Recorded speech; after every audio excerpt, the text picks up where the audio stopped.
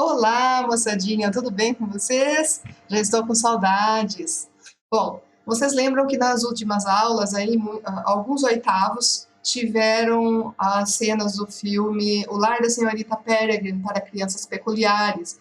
A gente trabalharia com esse filme para podermos ver narrativas infanto-juvenis, porque esse livro, O Lar das Crianças Peculiares, né, O Lar da Senhorita Peregrine, ele é uma narrativa infanto-juvenil.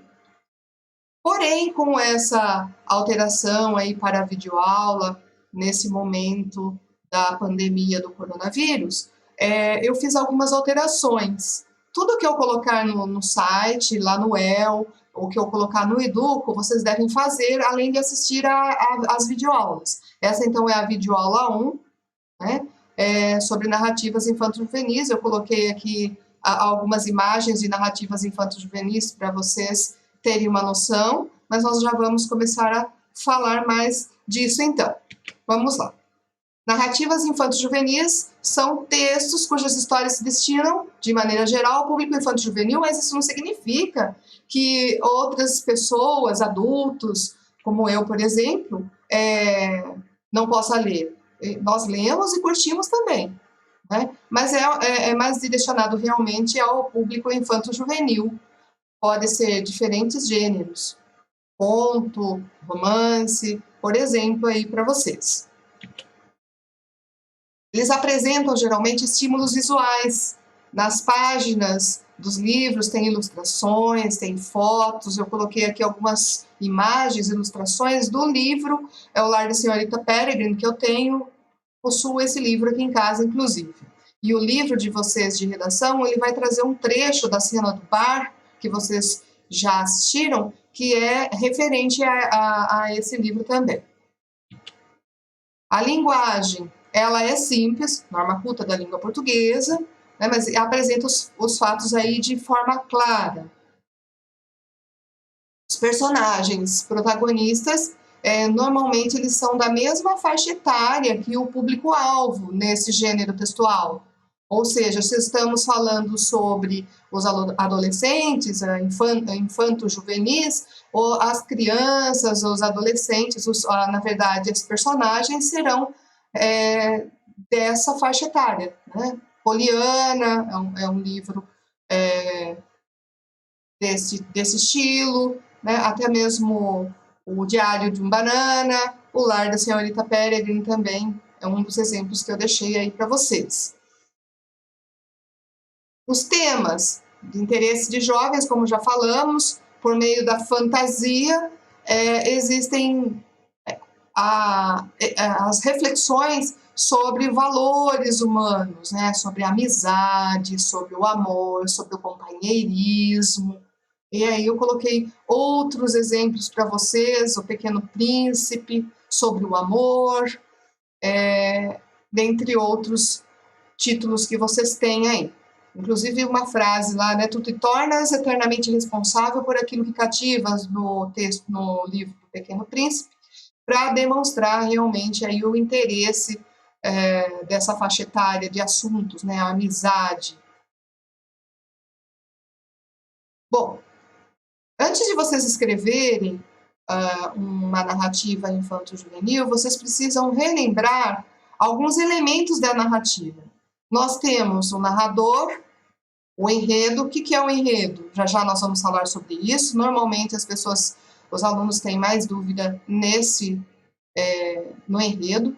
Personagens, o tempo e o ambiente.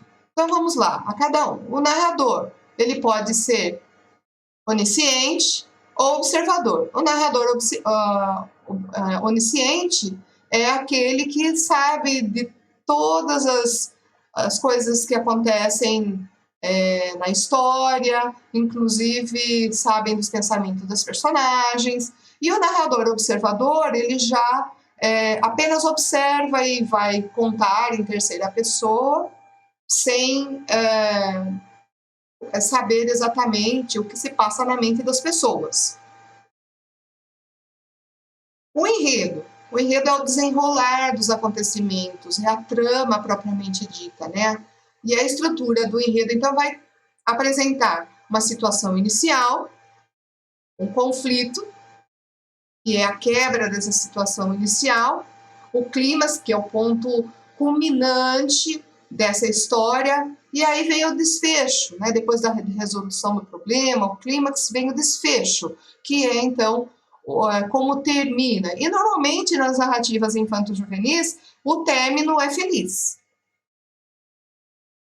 Personagens, nós temos as protagonistas, temos antagonista e secundárias. Os protagonistas, personagens principais. Antagonista seria, que é o contrário de protagonista, seria o mal, alguém que esteja ali para gerar o conflito na história. E as personagens secundárias que não têm tanta relevância, elas participam da história, mas não são as personagens principais. O tempo dessa narrativa, ele pode ser cronológico, ou seja, linear, a sequência de dias, meses, anos, né? Tempo em si mesmo, no começo e vai progredindo. E o psicológico, que narra-se sem se importar com essa sequência, segue a ordem do que vai lembrando, então não tem essa preocupação linear, a sequência correta de dias, meses, anos, como tem no tempo cronológico. Há também a ambientação, que é onde se desenrolam os fatos, onde acontece a cena, por onde circulam os personagens, ok? Aí pode ser na ambientação, numa casa, dentro da casa na cozinha, ou num parque de diversões, enfim.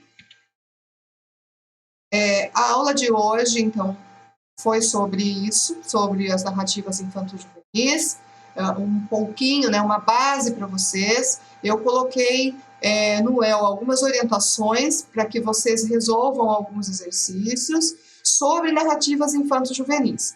Nesse momento, vocês não vão criar uma narrativa, mas vão analisar, vão identificar aspectos, características dessas narrativas infanto-juvenis. Ok? Espero que vocês tenham gostado da aula de hoje e um forte abraço a todos vocês aí. A semana que vem tem mais vídeo e estarei disponível também no Edu para tirar dúvida no nosso horário de aula, tá? Cada sala é em seu horário, como se fosse o dia de aula normal mesmo, tá bom? Beijo!